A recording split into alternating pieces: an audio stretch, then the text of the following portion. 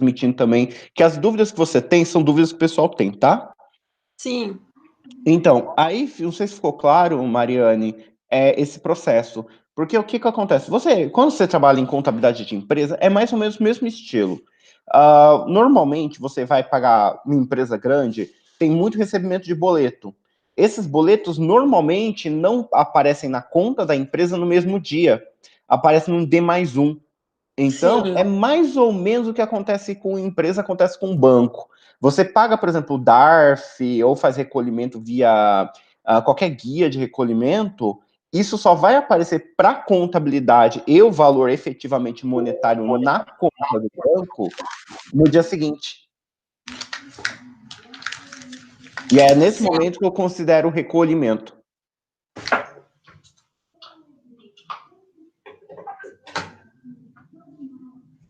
Certo, Mariane?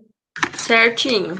Então, mas aí o pessoal fala para mim, mas eu considero o fato gerador do recolhimento do tributo na data. Por exemplo, quando eu vou, isso não tem tanto, pode até ter mais ou menos na parte orçamentária lá que aparece, não tem a parte orçamentária que aparece despesa realizada, por exemplo, receita realizada?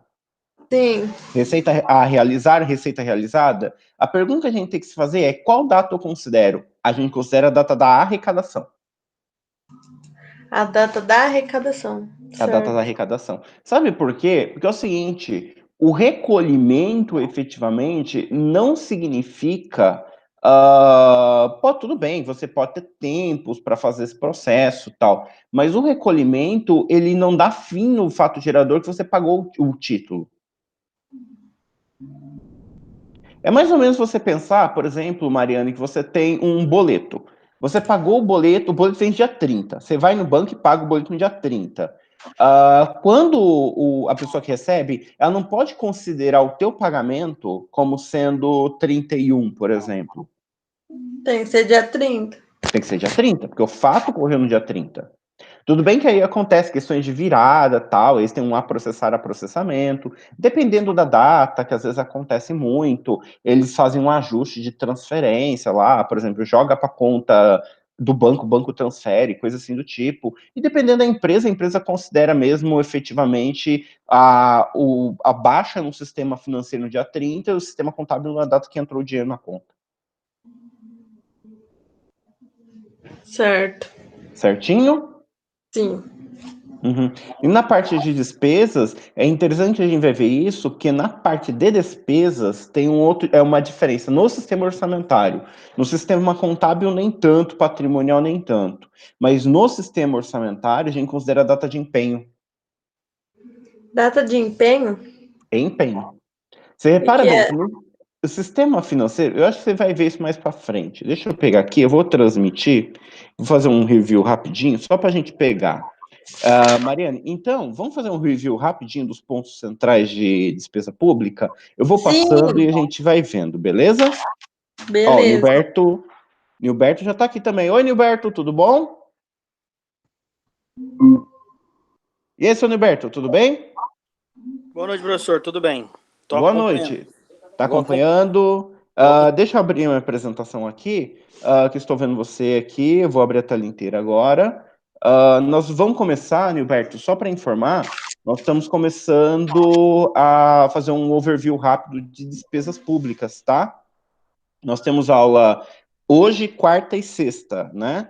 Então, hoje nós vamos fazer esse overview de despesas públicas e na próxima aula a gente vai terminar, se não der tempo de terminar tudo hoje, e na última a gente fecha com,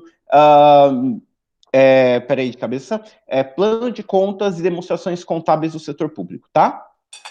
Beleza. Aí a gente fecha. Eu comentei com a Mariane, nós vamos ter um trabalho de P2 também, tá? Mas esse trabalho de P2 é só para entregar no final, tá? Não é assim, tipo, ai meu Deus, tem que sair correndo para entregar, não. Nós vamos ter um prazo maior para entrega, tá bom? Ok. Beleza, então. Então, vamos que vamos. Então, vamos começar, então, pessoal, com a parte de despesa pública, efetivamente. Nós vamos abordar o que é o conceito de despesa pública.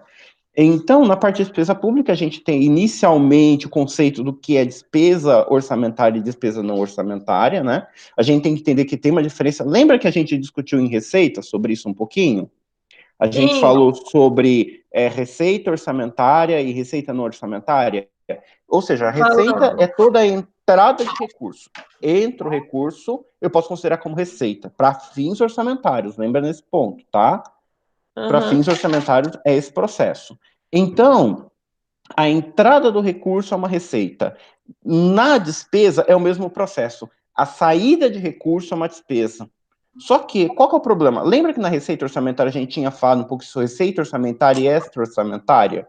Ou seja, alguns tipos de entrada de recursos a gente tem que considerar uma característica própria efetiva. Por exemplo, receita extra-orçamentária que a gente tinha discutido, a gente falou um pouquinho sobre ingressos extra-orçamentários, como calção, fiança. Aí depois a gente entra dentro das receitas orçamentárias, a gente vê que tem receitas correntes, receitas de capital. Na parte de receita de capital, a gente vê, por exemplo, entrada de recurso referente ao empréstimo que a gente tomou é uma receita de capital. Só que efetivamente aquilo muda o nosso PL que a gente tem? É uma variação aumentativa? Não. Então a gente vai classificar de uma forma. O mesmo tem para a despesa pública. Na despesa pública, eu tenho uma saída efetivamente, só que essas saídas têm determinadas características. A primeira delas que a gente fala é a despesa orçamentária em si. A despesa orçamentária em si é aquela despesa que a gente pode classificar efetivamente como sendo uma despesa que tem uma autorização legislativa efetiva. Mas por quê? Tem despesa que não tem autorização legislativa, por exemplo? Tem. Vamos pensar da seguinte forma: eu tenho que pagar a prestação de empréstimos que o Estado tem. Ele tem que ter isso previsto no orçamento, efetivamente? O quê? Se eu vou ter que pagar, por exemplo, um determinado empréstimo, Precisa. eu preciso isso no orçamento? No orçamento, sim. Não? Depende. Depende do tipo de empréstimo. Por quê? Vamos lá, Mariane, vamos entender. Oi? Mariane? Porque se Humberto? ele tem um empréstimo, ele não precisa fazer uma previsão dos pagamentos desse empréstimo? Depende no orçamento. A gente está falando isso no orçamento. Depende do orçamento. Vamos lá, calma que vai ficar claro. Pensa comigo. Eu tenho um valor que está, por exemplo, em aro. Lembra daquelas antecipações de receita que a gente falou? Sim. Então, na antecipação de receita que a gente diz, não é um tipo de empréstimo que a gente viu? É ou não é? É.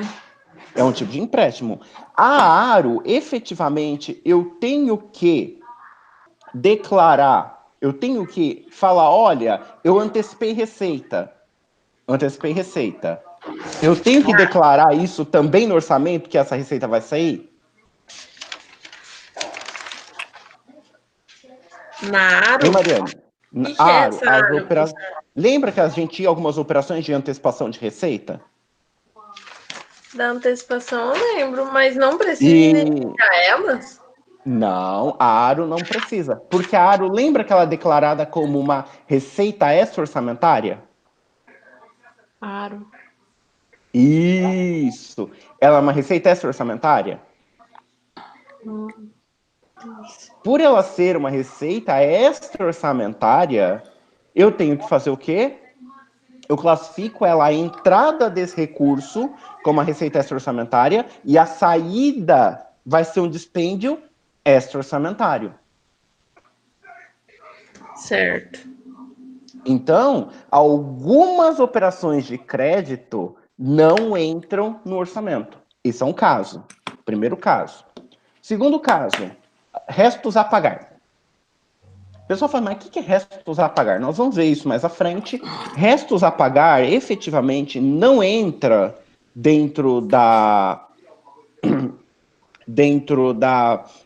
do orçamento, principalmente o orçamento de despesa. Por quê? Pensa comigo, o restos a pagar não é algo que eu devo, já foi empenhado, isso a gente vai ver mais à frente. Já foi empenhado, já foi liquidado, já foi identificado que o Estado tem que pagar, só que o Estado não pagou dentro do ano. Quando o Estado não paga dentro do ano, isso fica para o ano que vem, fica? Sim. Sim. Mas esse gasto já não estava vinculado a uma despesa prevista do ano anterior? Estava. Então, quando eu faço essa saída de capital para pagar esse resto a pagar, eu tenho que ter ele no orçamento do ano atual? Não, já estava previsto no anterior, né? Exatamente. Então, isso é mais um tipo de dispêndio extra-orçamentário. Professor, só deixa eu Então, ver se eu anotei correto aqui.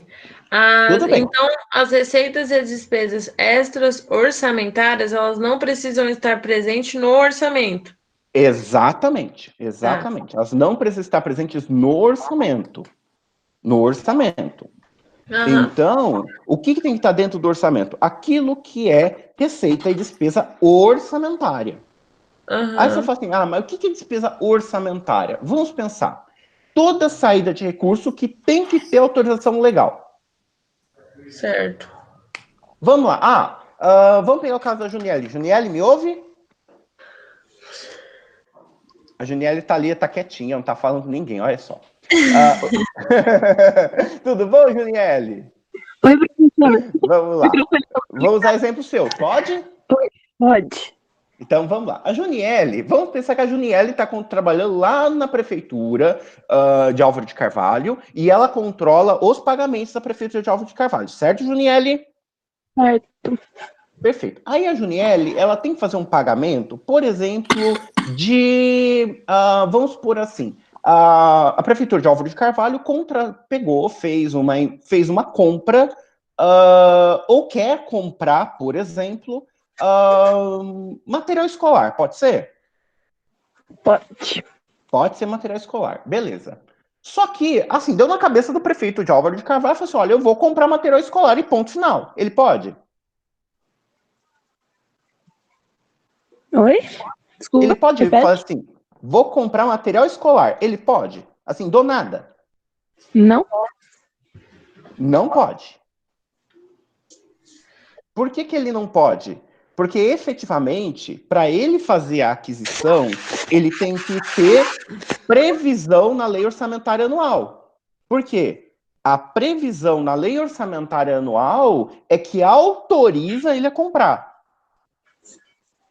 Uhum. Ou seja, se não tem previsão na lei orçamentária anual, ele não pode. Certo. Ficou claro? Ficou claro, Mariane? Sim. Ô, Então, professor, Oi, pode falar, Janiele? no caso, quando aqui na minha cidade é FAPEM, certo? Fundo próprio. Sim. Pela prefeitura não pagar, tipo, corretamente, entra em restos a pagar, certo? Quando vira o ano. Dependendo do tipo, se você não tem pagamento, o que acontece? A gente vai ver isso lá no final e tem nos videozinhos que eu gravei para vocês. Lá no final, na parte de etapas e de restos a pagar, o que acontece? Eu tenho alguns processamentos, por exemplo, que eu vou colocando, eu vou fazendo despesa. Eu vou lá na parte de etapas, depois a gente volta nessa parte para facilitar, para vocês poderem entender, tá bom? Vamos então, eu vou pegar aqui na parte de etapas para vocês verem como funciona. Bem, então vamos lá. Todo gasto, vamos pegar o caso da Juniele, que está explicando sobre o FAPEM. Eu tenho um planejamento. Todo planejamento, que é fixação, descentralização e programação, toda essa parte que a gente faz no orçamento, certo? Então, a Prefeitura de Álvaro de Carvalho vai prever um projeto orçamentário, vai definir o projeto do orçamento, vai falar, olha, a Secretaria Municipal de Educação vai gastar tanto, a Secretaria Municipal de Saúde vai gastar tanto, a Secretaria de Administração vai gastar tanto. Eu defino isso. Manda para a Câmara de Vereadores. Oi?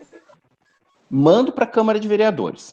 Chegou na Câmara de Vereadores, a Câmara de Vereadores vai aprovar, certo? A Câmara aprovou. Aprovou, eu posso pôr o orçamento em dia. Eu já posso pôr ele para executar, certo? Quando executa, que agora eu vou mostrar para vocês o processo, quando eu vou fazer, aqui tem a parte de fixação que eu já comentei, quando eu vou executar esse orçamento, oi, alguém me chamou? Oi, tô ouvindo. Não fui eu. Ah, então tá. Bem, quando eu vou executar, o que que acontece? Pensa na Juniele. A Juniele tem lá os pagamentos, por exemplo, FAPEM, certo? Oi, Juniele? Oi, professor, meu microfone tá desligado. Ah, tá desligado? Desculpe. Mas qualquer coisa você pode me interromper, tá? Fica à vontade. Ok. Então tá bom. Vamos voltar aqui. Vou mostrar para vocês. Bem, então vamos lá. Eu tenho o empenho.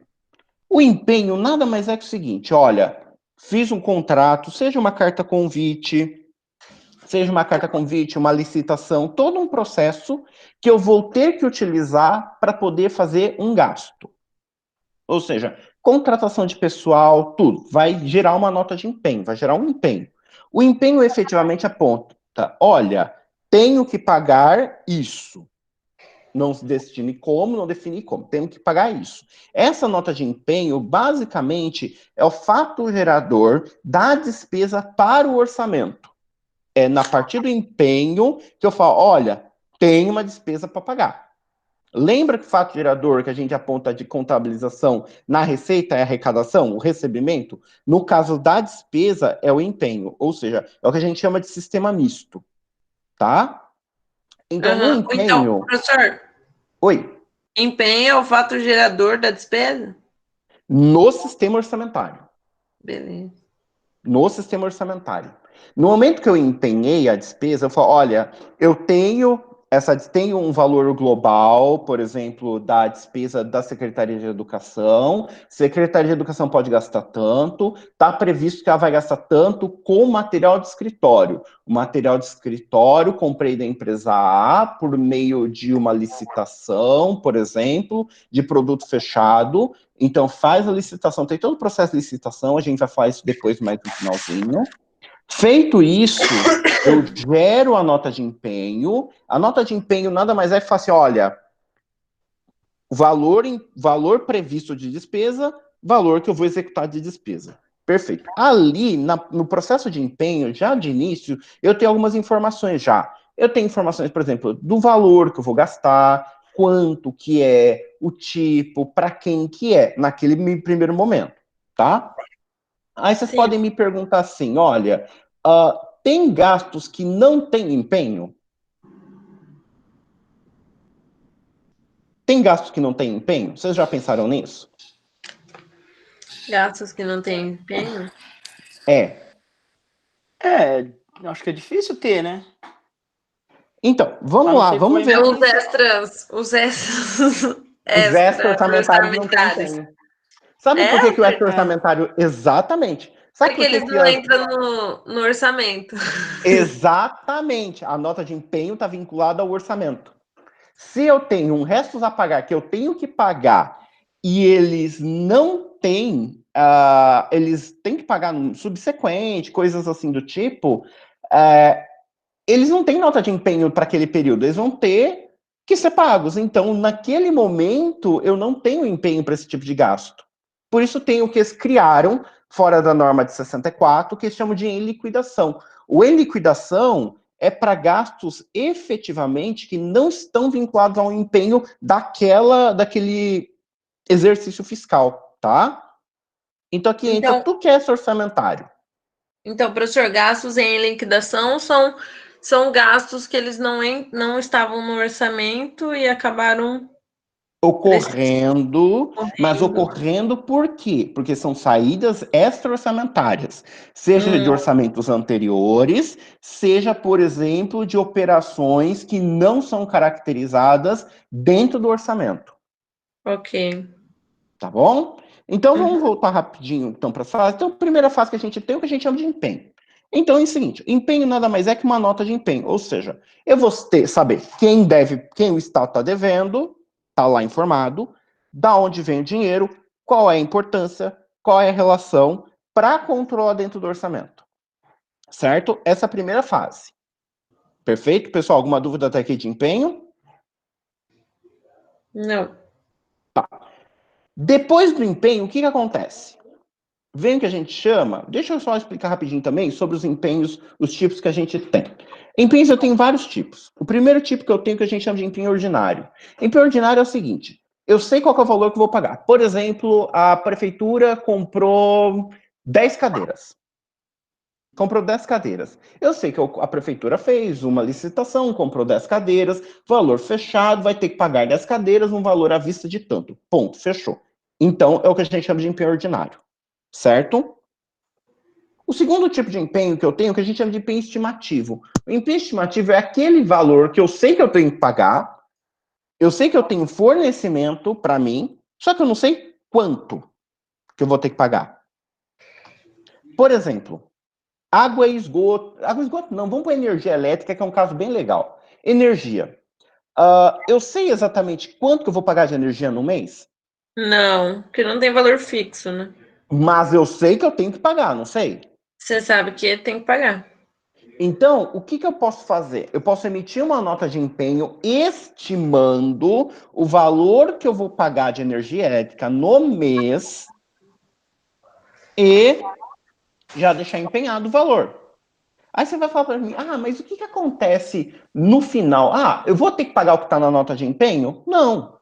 Quando, na próxima fase, quando a gente receber o valor da nota fiscal da companhia de energia elétrica e a gente compara com a nota de empenho, a gente adequa a nota de empenho nesse momento. Certo. Tá?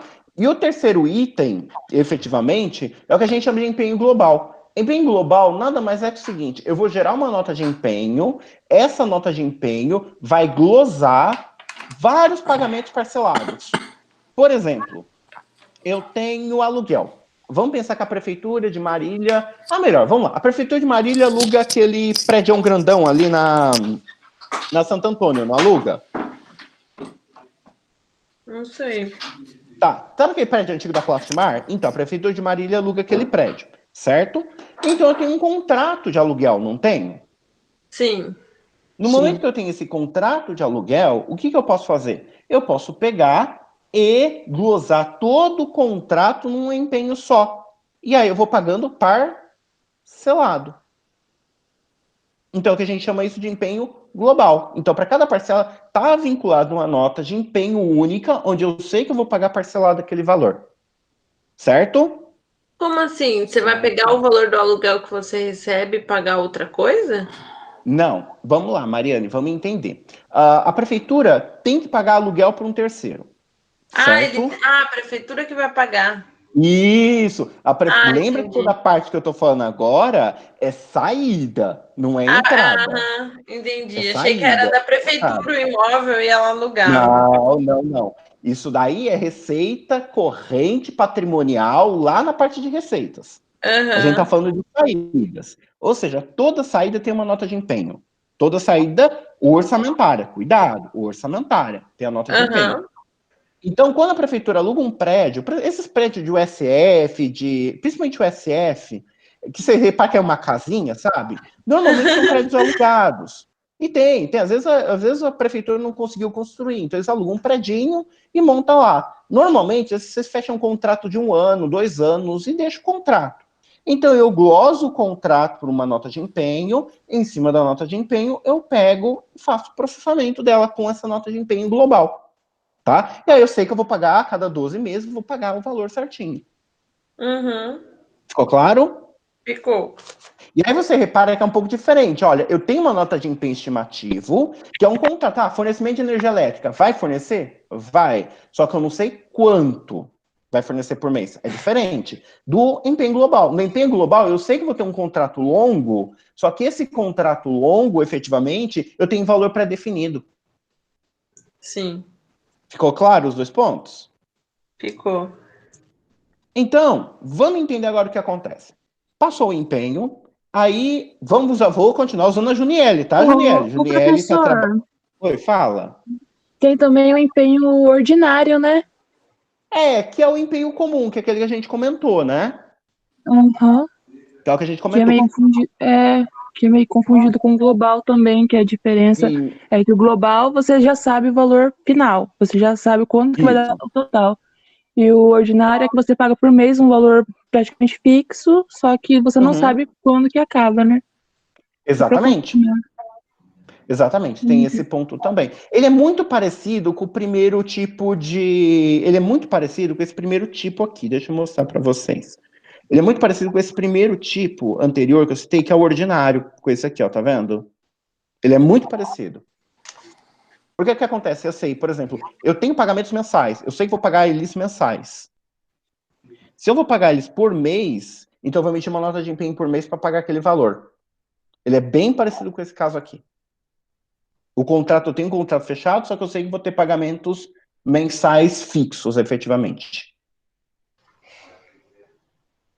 Certo, Juniele? Certo. Beleza? A Juniele está controlando nossas contas, né, Juniele? Não. Não, Juniele, coitado. Coloquei a Juniele para fazer o trabalhamento de despesa, olha como que fica. Bem, então, pessoal, vamos lá. Vamos para a segunda parte. Na segunda parte, efetivamente, que a gente já comentou do em liquidação, é o processo que a gente já falou. Todas as despesas extra-orçamentárias, saídas que não têm vínculo no orçamento, vai para a parte de em liquidação, que é um processamento que tem efetivamente. Eles entram na fila de pagamentos, só que eles entram em liquidação. Por quê? Até para você direcionar todos os pagamentos de uma forma única, para você não ter, olha, despesa orçamentária trata de um jeito, despesa orçamentária trata de outro. A lei de responsabilidade fiscal e as leis anteriores criaram essa figura para colocar todos dentro. Certo? Sim. Então vamos para o terceiro item, liquidação. Aqui é onde a Juniele trabalha, né, Juniele? Vou pôr a Juniele para trabalhar aqui. Na liquidação, efetivamente, é um contas a pagar. Vamos pensar da seguinte forma. No processo de liquidação, eu fiz o empenho, a nota de empenho já está transitando dentro da prefeitura, está aparecendo. Chega um momento que alguém vai ter que conferir se está tudo certinho, não é? Ou seja, Sim. eu vou pegar a nota de empenho, vou pegar a nota fiscal de prestação de serviço, vou pegar o recibo de recebimento de mercadoria, vou pegar todos os documentos possíveis e impossíveis para conferir se o valor empenhado está correto com o valor que eu tenho que pagar. Esse é o primeiro ponto. Ou seja, eu tenho que ver se está classificado de forma correta, se a informação de classificação, a origem, os gastos, está tudo certinho. Vou verificar o valor que tem que ser pago. Lembra que eu falei do empenho estimativo? Neste momento, eu vou verificar efetivamente o valor que eu tenho que pagar. Ah, eu vou ter que pagar 12.500 de energia elétrica? Não é, está previsto no empenho estimativo 12.400? Então é 12.500 que eu vou pagar. Vou informar lá, 12.500. Só que, adicionalmente, eu tenho que ver também para quem eu tenho que pagar. Esse é o terceiro ponto. Ou seja, quem que eu estou devendo? Eu estou devendo para quem? Estou devendo para a CPFL? Estou devendo para a ANEEL? Para quem que é? Então, para conferir tudo isso, eu vou usar contrato, nota de empenho, comprovante de entrega. É nesse momento que o processo entra, ou seja, passou pela nota, tem a nota de empenho, tem todo o processamento. Eu vou pegar todas as informações possíveis e verificar quem deve receber, quanto deve receber e se deve receber.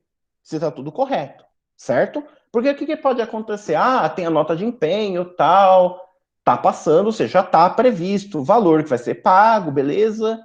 Só que chega um momento que a pessoa, por exemplo, deu problema. Chegou lá, entregou, por exemplo, um equipamento, material escolar. Entregou, era para entregar 15 mil livros, no valor de 15 mil reais. Entregou 10 e está cobrando 15, tá certo? Pessoal? Oi? Oi? Pessoal? Acho que o pessoal tá tudo com os fones fechados. É isso mesmo, Camila, perfeito, não tá certo. Ele estava Então, cobrando 15, era 10? não, chegou o seguinte, o valor da nota de empenho estava chegando em 15, estava vindo 15 mil, beleza. O contrato que tinha sido feito de entrega era 15 mil livros por 15 mil. Aí, o cara chega e me entrega 10 mil livros lá na secretaria, Ah, tá. e a nota tá vindo de 15. E de repente o cara me chega com a nota de 15. Eu pago? Não. Então, no Chama a momento polícia. Exato. No momento da liquidação, eu vou conferir exatamente isso. Se recebeu 15, se o contrato está certo, se a nota está certa, se o pagamento foi tudo certinho. É nesse momento que eu vou conferir. Conferir, tá tudo ok, aí eu passo para a próxima fase, que é o quê? Pagamento. Ou seja, no pagamento é quando eu efetivamente vou pagar. O que eu vou fazer? Vou pagar de alguma forma. Vou emitir um cheque para entregar para a pessoa. Pode ser cheque, pode ser ordem de pagamento em conta. Normalmente hoje, é que assim, depende muito. Eu já vi cheque nominativo já. Cheque nominativo é para despesa menor. É mais comum ver cheque nominativo para despesa menor. Mas atualmente, o pessoal usa muito ordem de pagamento. Até dentro do sistema próprio. O pessoal já pede número de conta, normalmente conta cadastrada no Banco do Brasil, dependendo do ente federado. O pessoal já pede, olha, cadastra uma conta corrente no Banco do Brasil, assim, assim, assado, bonitinho, porque aí a gente deposita dinheiro direto nessa conta corrente do Banco do Brasil, vinculado com o seu CNPJ, tudo certinho. Então, é nesse momento que eu faço o pagamento. Feito toda a liquidação, conferiu tudo bonitinho, eu pago. A pergunta é, eu consigo pagar tudo no final do ano, 31/12? Tem que Hein, pagar. pessoal? Eu deveria, eu consigo? Hein, pessoal? Tudo. Tudo. Por que não? Se você programou os pagamentos. Às vezes, o que acontece? Por exemplo, eu não tenho processos que eu ainda estou conferindo? Ah, tá. Os que ainda não venceram, você diz? E não que não venceram, os processos que estão na fila de pagamento estão em liquidação ou no em liquidação ou no sistema de liquidação aqui, pode ser esses em liquidação ou esses aqui. Ou seja, eles ainda não passaram por todo esse procedimento de conferência. Então eles não podem ser liquidados, não podem ser pagos. Se eles Entendi. estão nesse. E o que acontece? Chega lá em dezembro, eu tenho esses processos que estão ainda na fila. Vira o ano. Se vira o ano, o que ele vira? Você Restos virou. a pagar. Ele vira o quê? Restos a pagar. Restos a pagar. Exatamente. Dispêndio. Exatamente. Ele vira um restos a pagar. Por quê? Porque ele estava lá no dia 28 de dezembro, estava no em liquidação. 29 no em liquidação. 30 no em liquidação. Dia 1º de janeiro, ele ainda está no em liquidação, porque ele ainda não foi processado. E aí ele vai ser processado no ano seguinte. Nesse ano seguinte, eu posso dizer que essa despesa que está ali é desse exercício? Para fins orçamentários? Não. É do exercício anterior. É do exercício Então, anterior. exatamente. Então a gente considera isso como um resto a pagar. Então, os restos a pagar eles são sempre anuais, né? Se bem que eles. Você vai encontrar ele sempre valores que ficam de um ano para o outro para pagar. Normalmente ele fica de um ano para o outro para pagar. Certo. Quando ele faz essa troquinha, que ele vira de um ano para o outro, eu tenho o que a gente chama de restos a pagar. São valores que eram do exercício anterior, que estavam lá, ou seja, é aqui que estava na fila do processamento. E que eu vou ter que pagar, efetivamente. Só que eles não se referem ao orçamento atual, eles se referem ao orçamento anterior. Por isso que esse tipo de gasto, a gente chama de gasto de dispêndio extra-orçamentário. Porque ele não está vinculado ao orçamento deste ano. Porque já imaginou? Eu tenho que pegar tudo isso. Tá na fila do processamento. Deu 31/12. Eu vou ter que pegar esse valor, declarar no orçamento de novo. No seu orçamento, né? De novo, vou pegar tudo isso no processamento, voltar para a parte, emitir um novo empenho e jogar de novo. Imagina o trabalho. Aí eles viram, então, extra-orçamental. E vira extra orçamentário. E vira o que a gente chama de restos a pagar. Nesse momento que vira o resto... Oi? No momento que eles viram o que a gente chama de restos a pagar, então o que a gente tem é o seguinte, a gente chama sempre assim, eu tenho o que a gente chama de restos a pagar não processados, ou seja, é aquilo que está na fila do em liquidação, ou seja, ele está no fila do em liquidação que ele está sendo processado, está avaliando, verificando se vai pagar, se não vai, como é que vai. e ter o que a gente chama de restos a pagar processado. É aquilo que está fixado, foi confirmado, tem que pagar, só que ainda não pagou. Porque às vezes tem fila mesmo, né? Tem prefeitura, por exemplo, na prefeitura eu tenho uma fila de pagamentos, ou seja, passou no processado, processou, entra na fila de pagamento. E aí eles vão liquidando conforme vai tendo caixa, vai pagando. E aí, qual que é o problema? E aqui, vixe Maria, aqui tem problema. Aqui tem uns probleminha danado. Porque aqui pode ter, por exemplo, aqui dentro pode ter, por exemplo, pagamento de mudança de ordem cronológica. Aqui pode ter, por exemplo. E aí vira um fuzuê. Aí a gente não vou nem entrar nesse aspecto, que pode virar um fuzuê, tá bom? E a gente tem o quê? Ou seja, como a gente fala, inscrição de restos a pagar. Tudo que foi empenhado e não foi pago vai para restos a pagar. Tudo. Tá empenhado, tá no em processamento ou em liquidação e já processou, vai para restos a pagar. Tá no resto a pagar, no ano que vem paga. Só que tem alguns pontos que são importantes. Por exemplo, vamos pensar que o Nilberto é prefeito de Marília, certo, Nilberto? Quem sabe um dia. Quem sabe um dia, perfeito. Nilberto virou prefeito de Marília. Só que o Nilberto, ele tá no final do mandato dele e ele quer concorrer à reeleição, certo, Nilberto?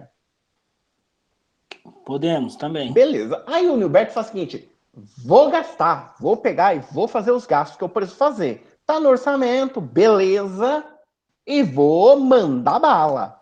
Vou ampliar o gasto, vou pedir lei de aumento de verba pro legislativo e vou descer o porrete em gastar, certo? Se eu gasto, eu faço o quê? Vou apresentar mais coisa, não vou? Beleza. Imagina fazer isso, bastantão, amplio os gastos a torto e direito, e eu não tenho caixa para isso. E eu não tenho receita para isso. O que acontece com o sucessor? Se não for o Nilberto, por exemplo.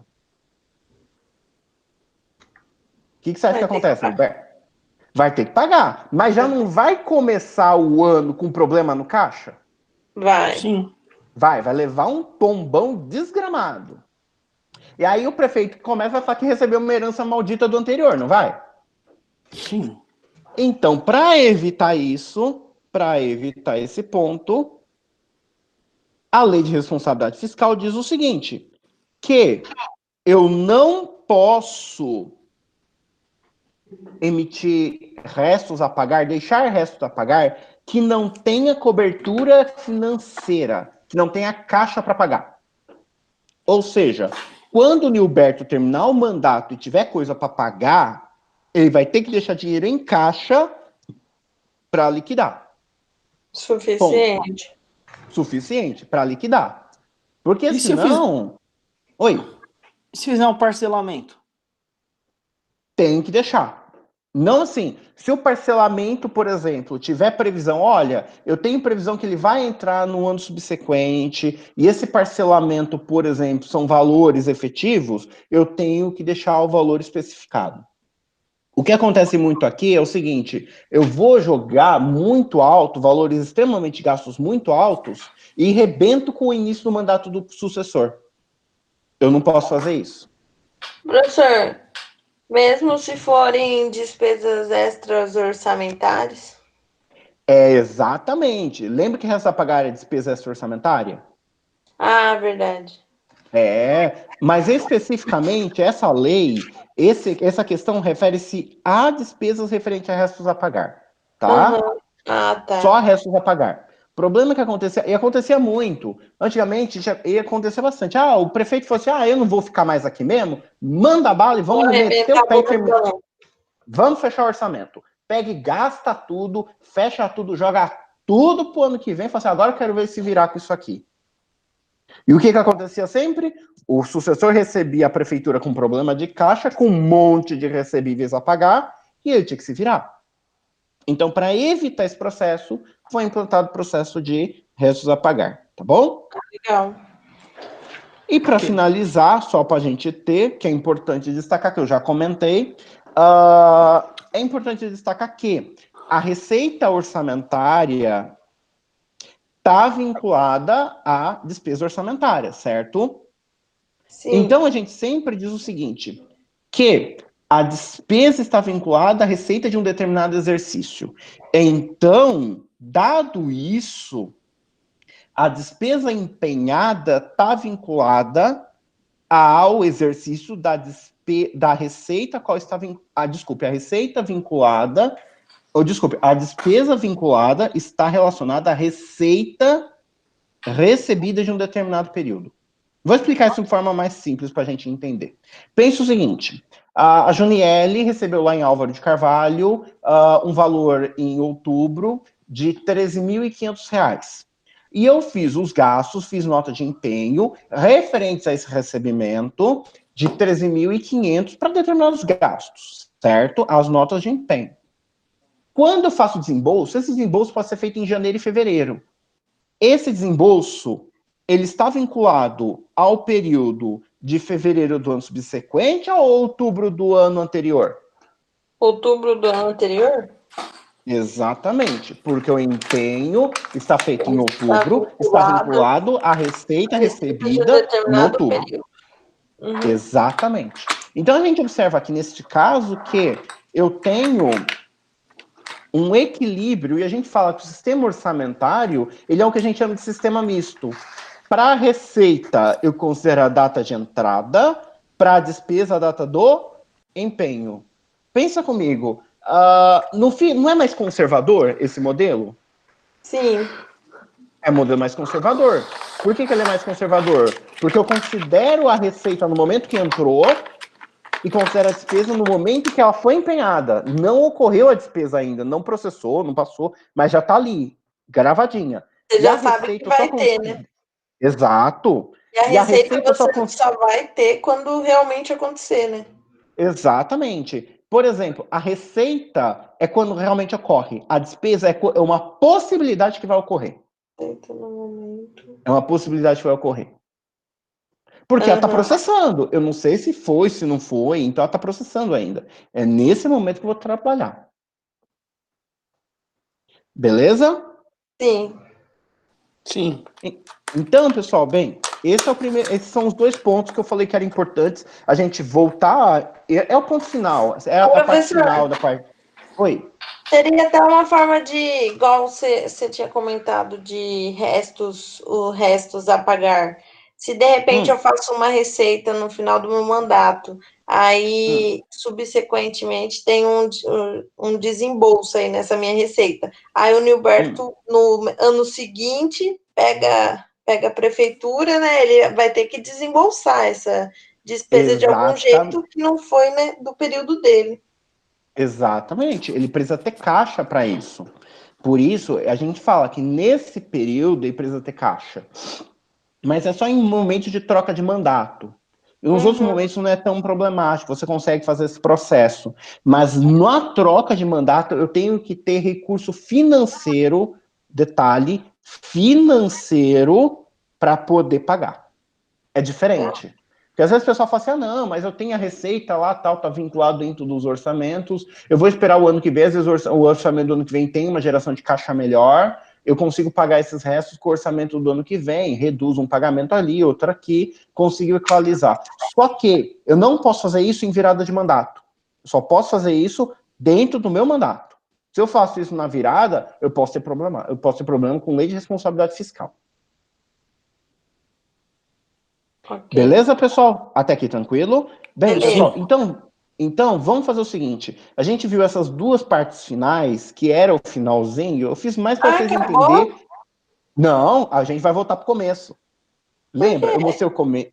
Porque é o seguinte, para facilitar o entendimento de vocês de desembolsos e de despesa, tipos de despesa, eu achei melhor comentar sobre esses aspectos agora, antes, porque senão vocês iam falar, mas o que é isso? Mas o que é isso? Eu tava falando, olha, a gente vai ver mais à frente,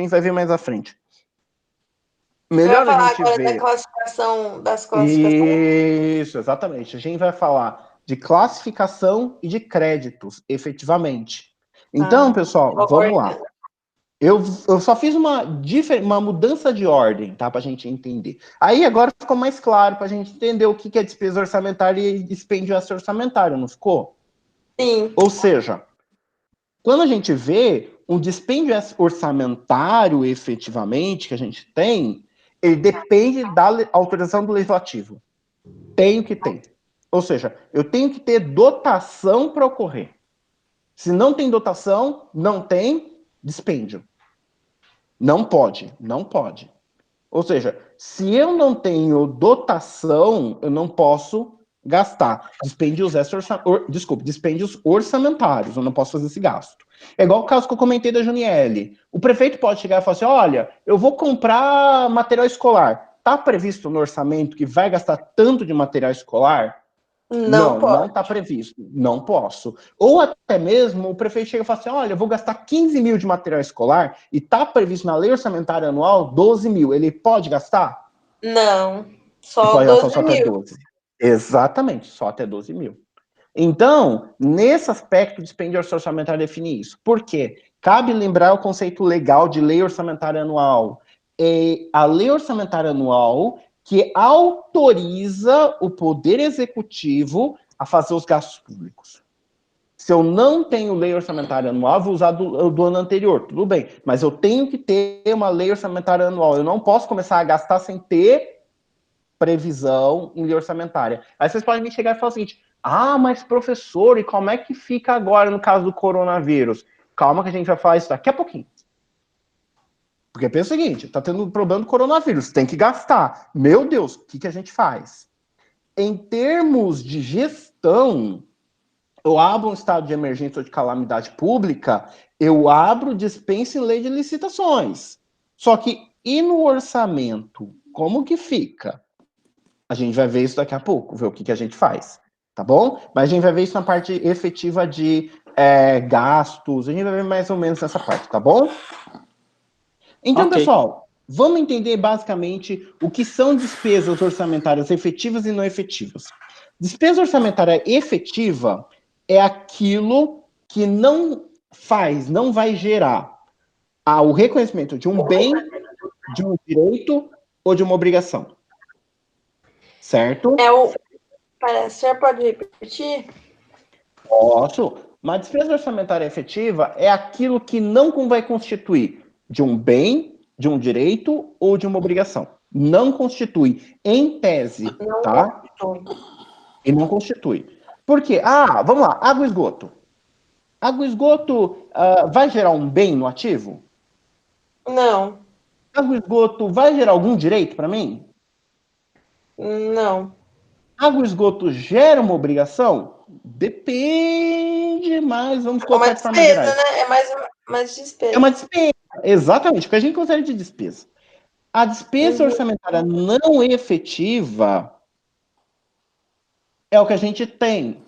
Eu vou reconhecer um bem, eu posso ter que reconhecer um bem, um direito ou uma obrigação. Aqui pode entrar, por exemplo, pagamento de determinados tipos. Lembra que a aro é um tipo de empréstimos, né? empréstimo. Os outros empréstimos entram aqui, ó, na despesa orçamentária não efetiva, tá vendo? Não efetiva, né? Sim. Na não efetiva. Então, na não efetiva vai entrar alguns tipos de empréstimo, vai entrar aqui dentro compra de equipamento, compra de veículo, compra de material, entra tudo aqui dentro. É um desembolso, só que vai gerar pra gente o quê? Um bem, um direito ou uma obrigação. Obrigação. Mas o que geraria um direito? Seguro.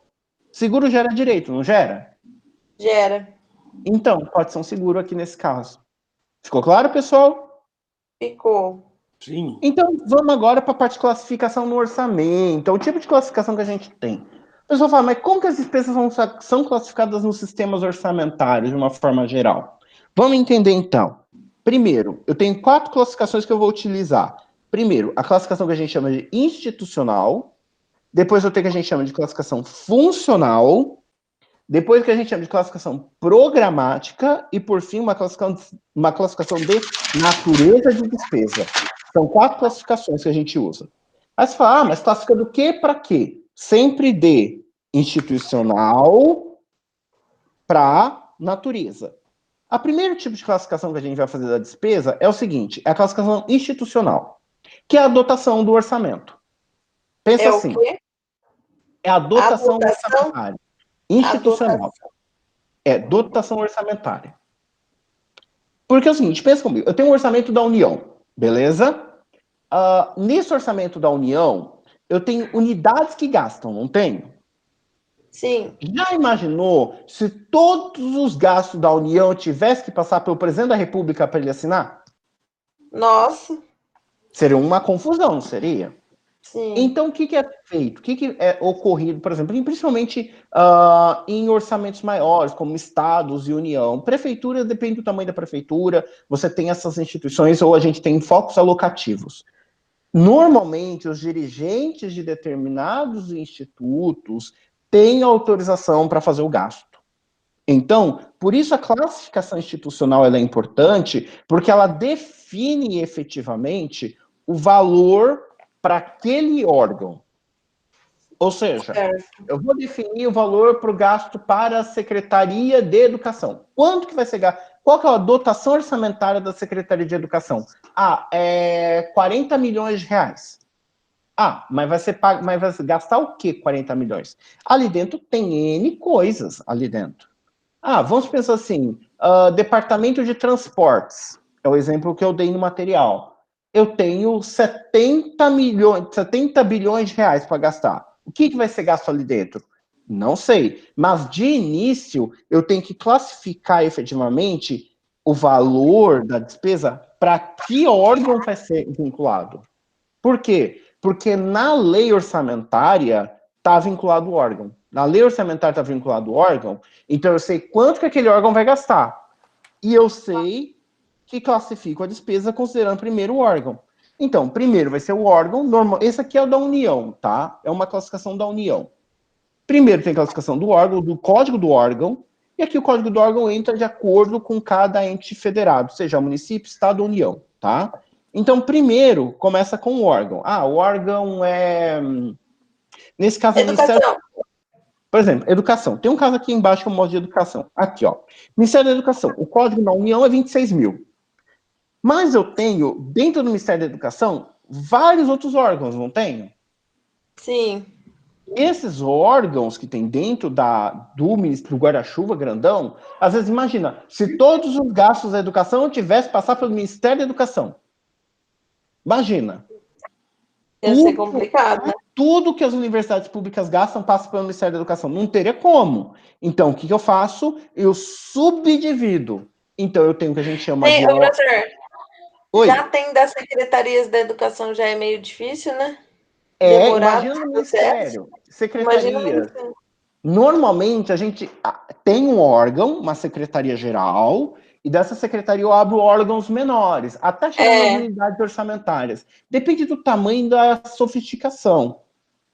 Se eu tenho sofisticação, por exemplo, o órgão ministério, mas eu tenho unidades orçamentárias que também respondem por esse valor, eu vou trabalhar com as unidades. Por exemplo, a universidade, tem reitor dentro das universidades. E então, os reitores assumem a bucha. Como disse o Ministério da Saúde, é o meu CPF que está autorizando o gasto. Então, é nesse caso. Então, normalmente, toda classificação de despesa começa primeiro pelo órgão. Quem está gastando? É o Ministério da Educação, o Ministério da Saúde, quem quer? Porque na LOA tem a previsão de quanto esse órgão vai poder gastar. Certo. E aí... Professor, então a classificação institucional, isso, ele vai para a alocação de recursos, né? Isso, vai para a alocação define o valor de cada órgão, cada lugar. Isso. Eu tenho na LOA a dotação central inicial, na LOA, que é o valor previsto de gasto, e quando eu executo, eu tenho nos sistemas financeiros previstos o valor daquela execução.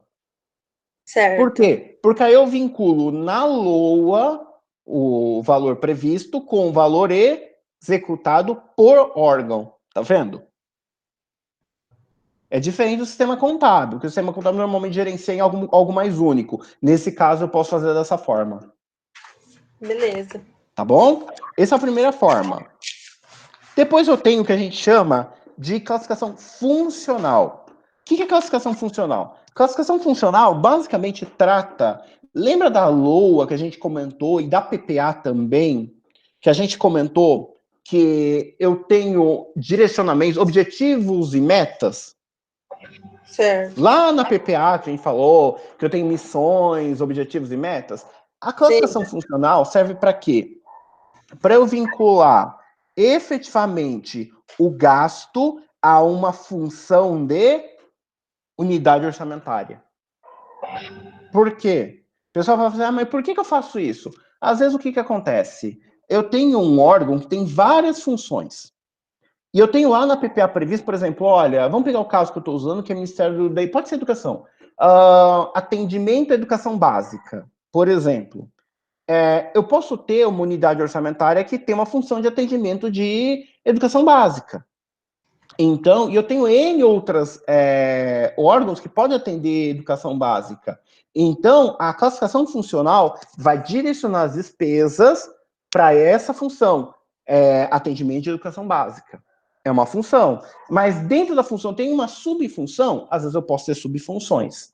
Que tipo de função? Normalmente aqui é mais vinculado mesmo, se a gente colocar assim, é mais como se fosse a missão daquele órgão, se a gente colocar dessa forma. Certo? Certo. Pessoal? É mais a missão institucional daquele órgão. Então, essa missão institucional que está previsto lá na PPA, não é? Normalmente, a gente pensa assim, um ministério está vinculado a uma determinada função. Função de educação, educação superior, educação infantil. Pensa assim, Ministério da Educação, atendimento à educação. Mas às vezes é o Ministério da Educação e Cultura, é o MEC. Então, eu tenho uma função de educação e uma função de cultura. Então, eu tenho duas funções. Eu tenho uma função geral de educação e uma função geral de cultura. E aí, esse órgão orçamentário pode atender essas duas funções. Então, eu posso classificar como função, e depois de funções, eu tenho subfunções, efetivamente, que é educação, educação infantil, educação de ensino médio, educação de ensino superior. Tá vendo? Então, igual nesse caso aqui, eu tenho uma função de transporte e uma subfunção que eu estou falando que é transporte rodoviário. O gasto aqui está vinculado a transporte rodoviário, não a transporte aéreo nem marítimo. Tá vendo? Sim. É esse processo.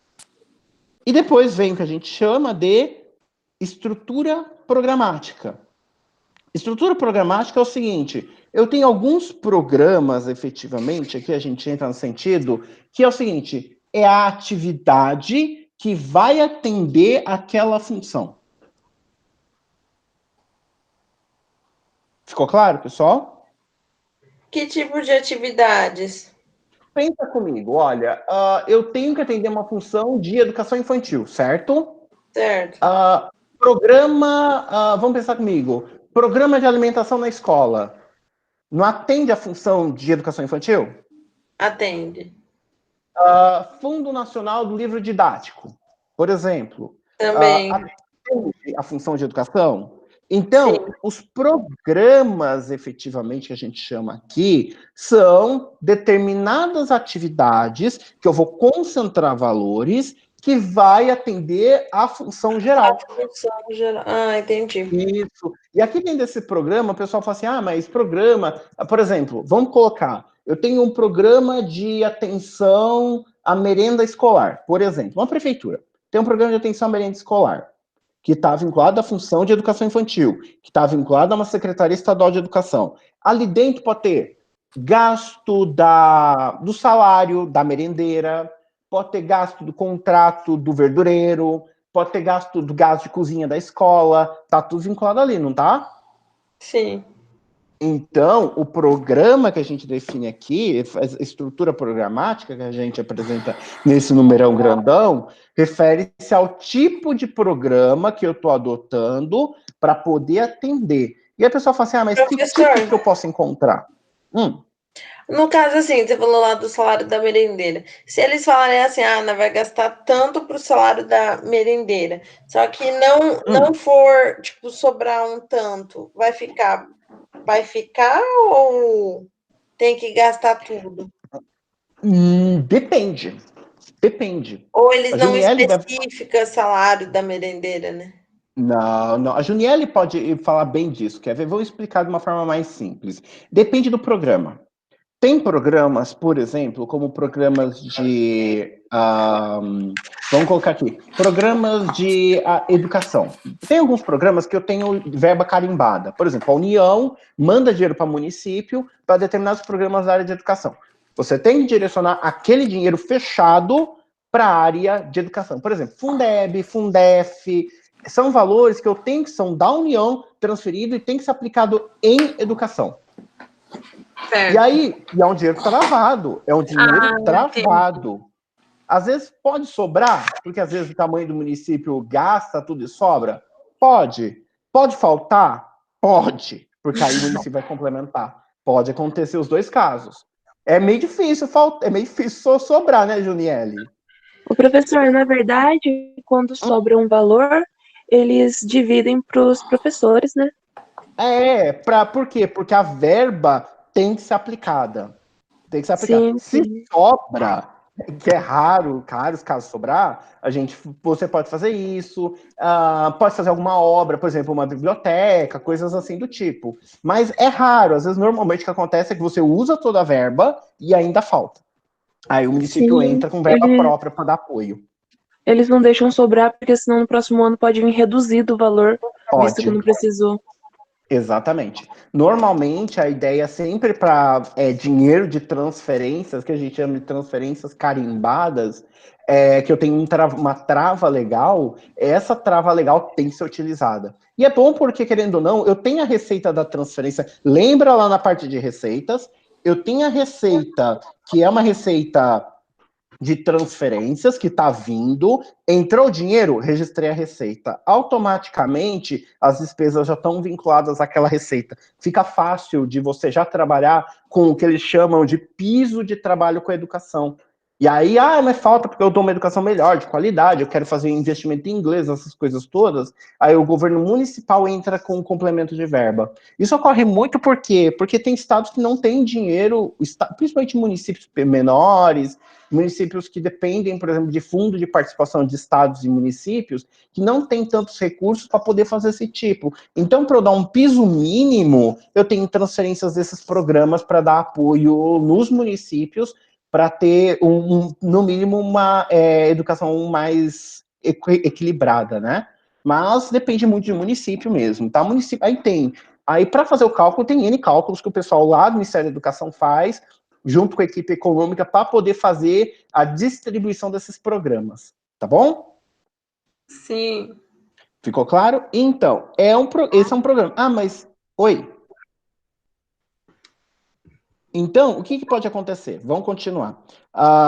O programa a gente já comentou. Bem, vamos falar o que são os tipos de ações que a gente tem. Porque dentro de um programa tem uma ação. Por exemplo, essa ação vinculada ao programa, efetivamente, é o item que vai gerar o bem e serviço, ou a prestação de serviço, efetivamente. Ou seja, eu tenho um programa e eu tenho ação. O programa, ele pode ter uma ação, efetivamente, por exemplo, merenda escolar entregue, mas aí pode ser um programa tipo Atenção Especial ao Idoso. Vamos dar um exemplo. Atenção Especial ao Idoso, que é um programa de saúde, eu posso colocar aqui, por exemplo, atendimento... Academia ao livre. Academia ao livre. Eu posso ter alguma subvenção paga a um centro de idoso. Eu posso ter algum programa de atenção à saúde aqui, tipo vacina, remédio em casa, questões assim. Então, eu consigo vincular isso dentro de uma ação. Mas o que é uma ação? O que pode ser uma ação? Uma ação pode ser uma atividade é o que a gente chama de um processo contínuo e permanente. Por exemplo, atividades que a gente tem. Merenda escolar. Merenda escolar é algo que eu sempre estou ofertando, continuamente. Eu vou parar de ofertar merenda escolar na escola? Eu posso parar? Acho que Não não. posso. Não dá para parar. Então, a atividade que a gente destaca dentro de uma ação é algo contínuo e permanente. Vai sempre permanecer. Um projeto é algo que tem começo, meio e fim. Por exemplo, construção de uma escola. Quando eu vou construir uma escola, eu tenho começo, meio e fim, não tenho? Sim. Então, Depois que um ela ficar pronta, projeto... acabou, né? Exato. Um projeto pode ser uma construção de uma escola. E por fim, que a gente tem, que a gente chama que nem se enquadra como atividades e projetos, e que é alguma coisa que está bem fora do padrão, por exemplo, contraprestação, pagamento de, por exemplo, pagamento de empréstimo. É o que a gente pode chamar de operação especial. Por quê? Operação Não gera... especial. Por Pagamento quê? de empréstimo. Porque o quê? Professor, peraí, só Operação... uma Oi. pergunta. No projeto, pode entrar o menor aprendiz? Tem começo, meio e fim? Sim, e 2 anos, né, de contrato. Então pode. Beleza. Lembra, atividades dentro do rol de ações, atividades têm continuidade ao longo do tempo, sempre. Sempre em continuidade. O projeto, ele não continua, ele começa e termina. Vou construir uma rodovia? Começo e termino. Vou pavimentar a rua de chão? Começo e termino. Eu tenho um começo e tenho um término. Sempre assim, tá? E operação especial é aquilo que eu já comentei. São operações que não vão gerar contraprestação para a sociedade e nem vão gerar um produto. Normalmente é pagamento de empréstimo, que entra aqui, questões desse tipo. Tá bom? Sim. E aí depois eu tenho o que a gente chama de subtítulos. Subtítulos é o seguinte: se eu precisar explicitar, definir efetivamente que tipo de gasto é aquele, eu uso um subtítulo, um localizador. E aqui depende muito, isso aqui é muito facultativo. Não, mas eu preciso definir que aquele gasto é o salário de janeiro da merendeira. Aí eu defino dessa forma.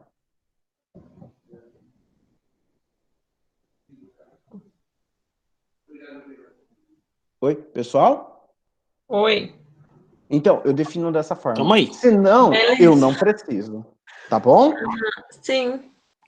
E por fim, para a gente encerrar, nós vamos entrar nos créditos orçamentários. Lembra que eu falei para vocês que os créditos orçamentários que a pessoa não pode gastar se não tem previsão ou dotação?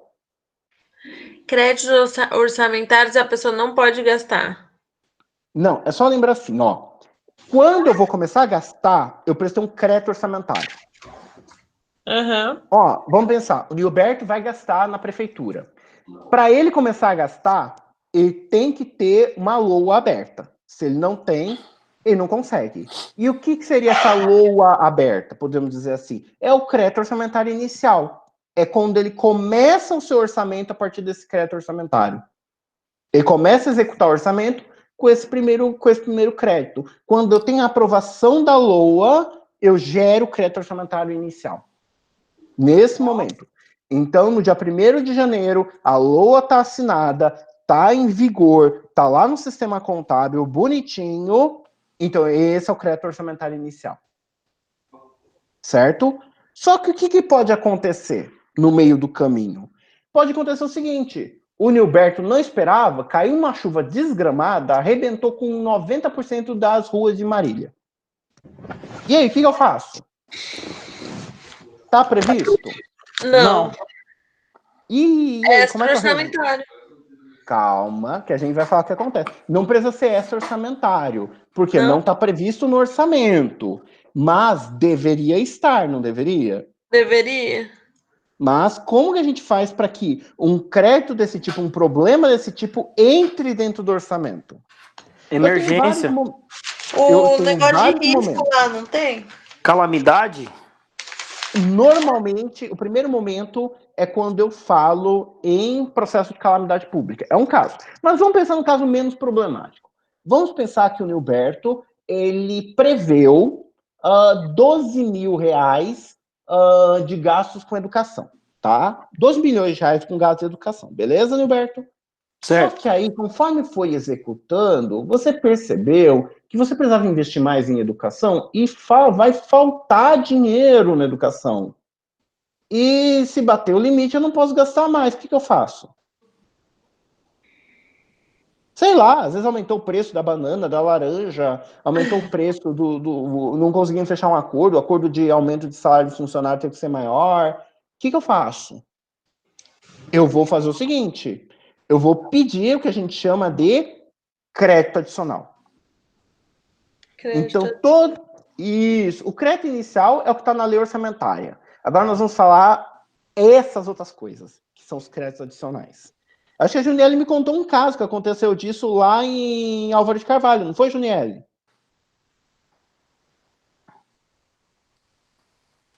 A Juniele tinha me contado que aconteceu um caso desse tipo lá em Álvaro de Carvalho, mas mesmo estilo. Então, que tipos de crédito orçamentário eu vou encontrar? Vamos lá. Eu tenho vários deles. Primeiro... Crédito adicional, não é? Desculpe, créditos adicionais. Que tipos que eu vou encontrar? 3 tipos. Suplementares, especiais e extraordinários. Esses 3 tipos.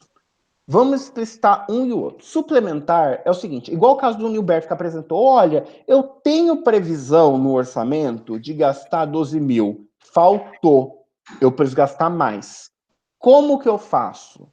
Eu vou emitir uma lei especial, mandar para o Congresso, mandar para a Câmara de Vereadores, pedindo crédito orçamentário. Só que, para fazer isso, eu tenho que falar, olha, preciso de crédito orçamentário para a educação. Preço para a educação. Pera, é crédito orçamentário ou é o adicional? Desculpe, adicional, exatamente, adicional, desculpe. Isso, perfeito, Ginelli, era esse caso mesmo. E a gente vai falar exatamente dele, exatamente desse caso. Então, o que acontece? Eu preciso fazer o pedido de crédito adicional. Esse crédito adicional, eu tenho o primeiro momento, que é o crédito suplementar, certo? Certo. Ou seja, crédito orçamentário inicial é a LOA. Crédito adicional, do adicional separa em 3. Suplementar, que é quando eu preciso, e especiais e extraordinários. Suplementar, eu preciso de crédito para ampliar meu gasto com educação. Vai faltar, vou precisar fazer mais, certo? Vou precisar pedir. Especial, eu não tinha previsto no orçamento e vou precisar. No caso, então, sei suplementares lá. Você previa que ia ter, mas, né? Faltou. Não foi suficiente. Tá. Exato. No especial, precisa, assim, âmbito normal, tipo, no ano normal, preciso comprar um carro novo. Um carro novo para pôr na prefeitura. Preciso. Só que não é calamidade pública nem nada. Mas eu não tinha previsto que eu ia comprar um carro novo. O velho Fusquinha que eu tenho na prefeitura quebrou. Vou precisar comprar um novo, porque não dá para reformar mais ele. Aí eu faço o seguinte, olha, eu preciso desses 2 tipos de crédito. E o terceiro, que é em casos de urgência nacional, comoção, catástrofe, coronavírus, eu entro com crédito extraordinário. É o terceiro. Então, vamos entender o seguinte. Primeiro ponto. O crédito suplementar, ele... era 12, foi para 15? Consegui os 3, incorporando o orçamento. O extraordinário especial, ele é segregado no orçamento. Olha, vou comprar um carro novo. Coloca uma linha nova separada lá que vai aparecer. Despesa para aquisição de bens de capital, carro novo. O extraordinário, calamidade pública, gastos com o imóvel para o coronavírus. É um extraordinário, vou separar lá. E tem algumas especificações. Para crédito suplementar e especial, eu emito um decreto do executivo, porém antes eu tenho que ter um projeto de autorização legislativa. A Câmara tem que aprovar. Só que para a Câmara aprovar, eu tenho que dizer o quê? Da onde vai sair o dinheiro. E tem que falar por que vai precisar disso. Ou seja, por isso, usando o caso da Juniele, que deu o problema lá que ela comentou comigo de Álvaro de Carvalho, foi exatamente isso. Não tinha justificativa, e precisava da justificativa. Porque, vou aumentar o gasto com educação. Por quê? Não estava previsto no orçamento? Por quê? Mas eu preciso fazer uma coisa nova. Então tem que informar. Da onde vai ser o dinheiro? Eu vou cortar a dotação orçamentária do, por exemplo, vamos pôr, da TV Escola. Para transferir o recurso para, por exemplo, comprar material escolar. É uma forma. Ou eu vou falar, olha, vou abrir crédito e vou contratar a operação de financiamento para financiar isso. Então, eu estou falando de onde vai vir o dinheiro.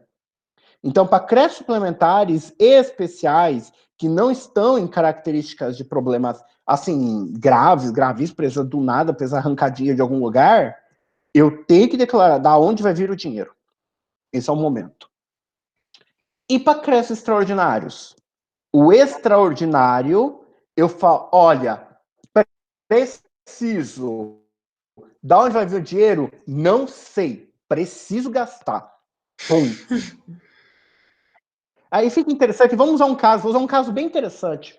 Aconteceu isso essa semana. Sabe o caso que está acontecendo de liberar o dinheiro daqueles R$ 1.200 que precisa pagar?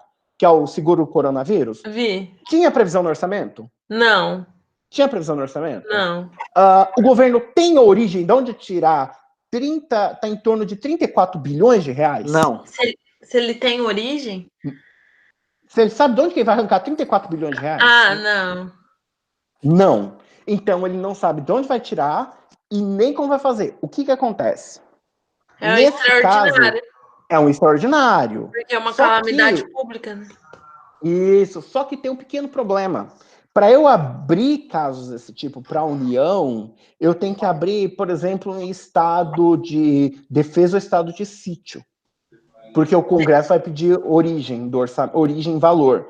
Aí o que acontece? A Advocacia Geral da União entrou com pedido no STF, o STF aprovou, e agora eles podem falar que vão abrir o crédito extra-orçamentário para. Já foi aprovado até no Senado isso. Para liberar o dinheiro sem informar da onde vai vir o dinheiro. Não precisa? Em créditos extraordinários, neste caso do que está acontecendo do Covid-19, foi autorizado pelo Supremo Tribunal Federal a apresentar o projeto sem ter a existência do recurso, mesmo estando somente em estado de calamidade pública. Sim. Porque neste caso. Professor. Pode falar, Gilberto. Pode falar, Mariane. Eu só ia falar assim, se o extraordinário, ele então não precisa do recurso? Isso, para falar a origem do recurso. E ele não precisa declarar a origem do recurso, ele não precisa. Os outros todos precisam. Seja, olha, vou abrir um crédito suplementar, vai ser dinheiro de algum lugar. Ponto. Aumentou, por exemplo, às vezes o crédito suplementar pode ser tipo, olha, aumentou a arrecadação. Então eu abro o crédito suplementar. Aumentou, aí eu posso abrir crédito suplementar especial, porque aumentou a arrecadação. É uma forma. Olha, eu vou pedir crédito, dinheiro emprestado. Posso fazer o pedido considerando isso. Nesses dois casos. Mas eu tenho que justificar, principalmente isso. Suplementar especial eu tenho que justificar. Extraordinário eu não preciso. É caso tipo coronavírus, é o que a gente está vendo. Você vai ver de crédito extraordinário no orçamento da União este ano, vinculado principalmente ao Ministério da Saúde e Ministério da Economia, não está escrito. Professor, mas aí, no caso, para ele não justificar de onde está vindo o dinheiro, a lei de responsabilidade fiscal diz que ele tem que justificar, né?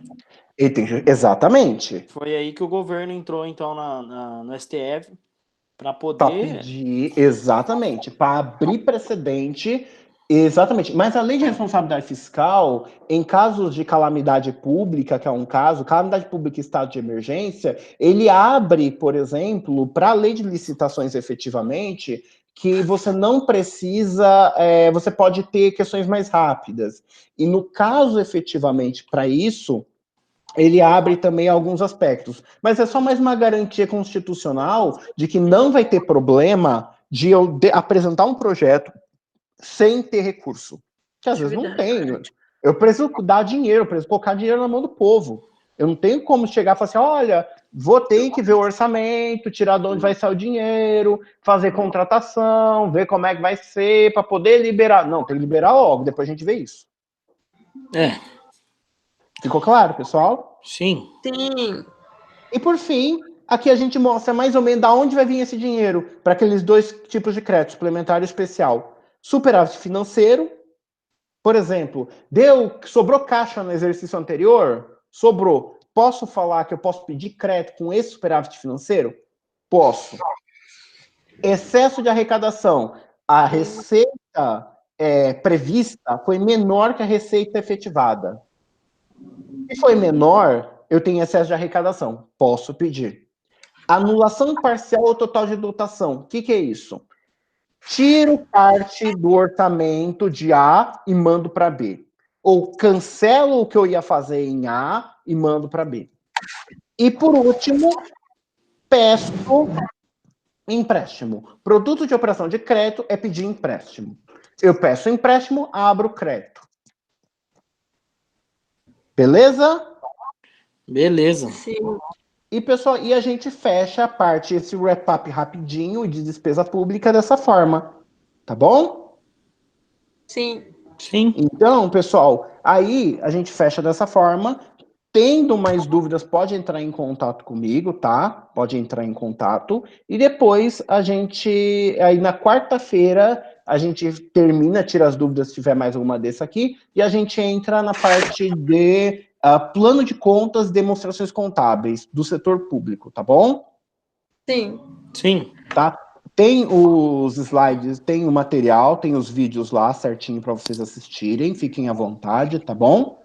E quaisquer coisas é só entrar em contato, tá bom? Professor, você tem uma pergunta? Pode, claro. Aqui os créditos orçamentários, eles não fazem parte dos tipos de ações, né? Ele é o quê? Não, eles não fazem parte. Créditos orçamentários são as formas que eu tenho para adequar a lei orçamentária anual, ou seja, os créditos orçamentários que vão aparecer lá na estrutura do meu balanço orçamentário, para que eu possa realizar gasto. Para que possa realizar gasto. Ah, beleza. É isso mesmo. Ah, e outra pergunta. Aqui, nos tipos de ações, o projeto, sempre quando estiver se referindo à forma temporal ou tempo, significa que é projeto, né? Se eu tenho começo, meio e fim, é projeto. Ah, beleza. Eu tenho que ter um fim. Porque o que acontece? Uma obra é um caso de projeto. Mas vamos pensar, eu estou implantando um sistema de informática na prefeitura. Tem começo? Tem meio? Tem fim? Tem. Então, um projeto. Eu vou implantar um programa de virtualização do sistema de saúde. Tem começo? Tem meio? Tem fim? Então, é projeto. Normalmente, a atividade é aquilo que se continua ao longo do tempo. Tipo, olha, remédio, vacinação. Vacinação tem todo ano, vai ter todo ano, então vacinação é uma atividade. É um serviço que eu estou ofertando. Tá? Por exemplo, se eu tenho uma concessionária pública de água, estou entregando água para a população, é uma atividade de fornecimento de água. Entendi. Entendeu? É Sim. isso. Beleza. Tá bom? Só recordando, e aí eu vou pedir ajuda da Juniele também, do pessoal, só recordando. Então, acho que na quarta ou na sexta, eu vou passar certinho para vocês o trabalho da P2, tá? Para contar para a P2. É um trabalho sobre, basicamente, que eu vou abordar, que eu vou pedir para vocês abordar, lei de licitações, tá? Mas vai ficar lá para entregar mais no final de maio, tá bom? Tá bom. Tá? Não se assustem, é mais no final de maio, tá? Mas eu vou colocar bonitinho para vocês poderem fazer com calma, beleza? Ok. Tranquilo? Então, pessoal, alguma dúvida até aqui? Juniele, Mariane, Nilberto, Camila? Não. Pessoal? Deixa Só eu vai ver aqui, aparecer a quem mais tá dúvida na hora da aqui? atividade. Aqui tranquilo, por enquanto. Então perfeito. Então, conforme vocês forem fazendo as atividades, vocês podem ir perguntando, entrando em contato, que eu estou à disposição, tá bom? Tem alguma aberta para hoje, não, né? Termina Tem uma amanhã. a de Tem uma de despesas. despesas públicas, bem do tema de hoje. É exatamente o que a gente discutiu hoje. Tá aberto até amanhã. É a única, né? É a única. A do último material, que é a última matéria de vocês, que é de plano de contas e demonstrações contábeis, já tem os vídeos de plano de contas lá para vocês verem, e tem o slide de demonstrações contábeis. Eu estou gravando um vídeo de plano de contas, vou gravar os vídeos de demonstrações e subo até amanhã para vocês também. E aí eu preparo a atividade para entregar até mais para o fim da semana também. Tá bom? Ô, professor, como que você vai corrigir aquela última atividade? Eu tenho que corrigir, já vou fazer a correção, esqueci, desculpe. Tá, eu enviei. A última foi receitas públicas, né? Isso. Eu vou fazer essa correção essa semana e aí eu já libero as notas para vocês também. Ok.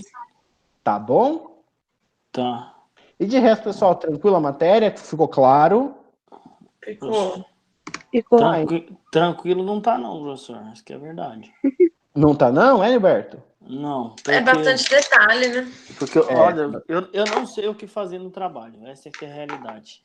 No trabalho, Heriberto? Eu tô mais perdido do que amendoim na boca de banguelo sem dente. Eita, nós. Então vamos explicar rapidinho o trabalho. O que vocês têm que fazer? De início, pessoal, façam uma revisão teórica daqueles 3 pontos. Pega material de lei, pesquisa na internet, vê o que você encontra de lei de acesso à informação, demonstrações contábeis obrigatórias e portais de transparência. Você vai pegar isso, certo? Isso em grupo. Você vai fazer uma parte teórica. Explica o que é, como funciona, como não funciona e organiza, beleza? Feito isso, depois você vai escolher um site de uma prefeitura, um portal de transparência qualquer. E você vai olhar esse portal de transparência e vai escrever meio que um mini relato do que você achou dele. Ele tá, por exemplo, com os demonstrações contábeis em dia? É fácil de você enxergar as informações contábeis? As informações que você precisa estar tranquila são fáceis de serem observadas? As demonstrações contábeis necessárias estão lá? De que ano? As demonstrações orçamentárias estão lá? De que período? É exatamente isso que eu preciso. Mas aí fica aberto para você fazer. Eu montei um roteirinho lá no Moodle, passo a passo, quais processos. Entendi. Entendeu? Professor, pro dia 2, né? Tá previsto pro dia 2, mas se precisar a gente alonga um pouquinho mais. Podia alongar, né? Não, eu vou ver certinho, qualquer coisa eu informo vocês e alongo, tá bom? Ok. Beleza. Porque eu alongo até porque a gente termina a matéria, dá tempo de alongar sem problema nenhum. Pensa com carinho. Não, claro. Eu coloco mais uma semana, qualquer coisa, para dar tempo para vocês. Tá bom, professor. Perfeito, muito obrigado, pessoal. boa noite. Perfeito. Tá bom? Pessoal, se estiver precisando de qualquer coisa, é só me avisar, tá? Aviso. Beleza, professor. Boa noite. Tchau, tchau. Obrigado para vocês também, tá? Tchau. Tchau. Tchau, boa noite. Boa noite.